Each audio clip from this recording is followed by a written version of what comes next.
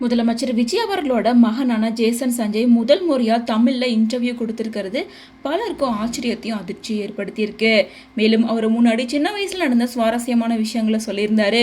அதை தொடர்ந்து சிக்மா படத்தில் முதலமைச்சர் விஜய் அவர்களோட பங்கு என்னவா இருந்தது உள்ளிட்ட பல விஷயங்களை வெளிப்படையாக பேசியிருந்தாரு.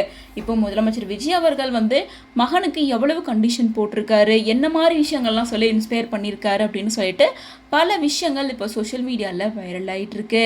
அதாவது ரீசெண்ட் இன்டர்வியூவில் அப்பாவை பற்றி சொல்லும்போது ஜேசன் என்ன சொல்லியிருக்காருன்னா, இப்போது அப்பா முதலமைச்சர் ஆனது ஒரு ஹிஸ்டாரிக்கல் வெற்றி புரட்சியான நிகழ்ச்சி அப்படிங்கிறது உங்கள் எல்லாருக்கும் தெரிஞ்சிருக்கும். ஆனால் இது எனக்கும் சரி, என் தங்கச்சிக்கும் சரி, இல்லை என் குடும்பத்தோட தொடர்புடைய எல்லாத்துக்கும் சரி ஒரு எக்ஸ்ட்ரா லெவல் ரெஸ்பான்சிபிலிட்டி அண்ட் லேகசியாக இருக்குது. இதை நம்ம அடுத்த லெவலுக்கு கொண்டு போகணும், அதே சமயம் அதை பத்திரமாகவும் பாதுகாக்கணும்.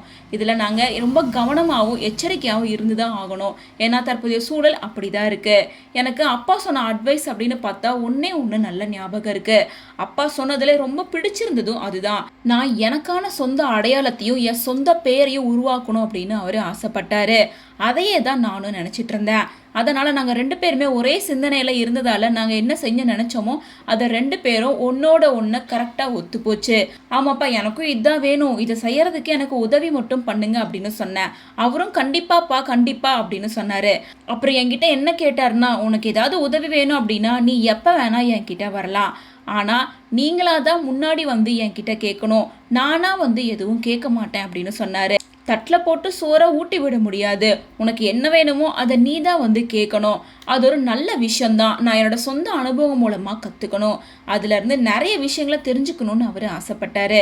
ஸோ அந்த வகையில் அவருக்கும் என் அம்மாவுக்கும் அப்புறம் என் குடும்பத்தில் இருக்க எல்லாருக்கும் நான் ரொம்ப நன்றி கடன் பட்டிருக்கேன் அப்படின்னு சொல்லி தளபதி விஜய் அவர்கள் மகனுக்கு எந்த அளவுக்கு சப்போர்ட்டாக இருந்தார், எந்த மாதிரி எல்லாம் அட்வைஸ் கொடுத்துருக்காரு அப்படின்னு சொல்லி பல விஷயங்களை ஜேசன் சஞ்சய் இந்த இன்டர்வியூ மூலமாக வெளிப்படையாக சொல்லியிருக்காரு.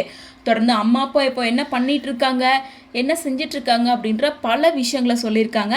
அதை தொடர்ந்து அடுத்த வீடியோவில் நம்ம தெரிஞ்சுக்கலாம்.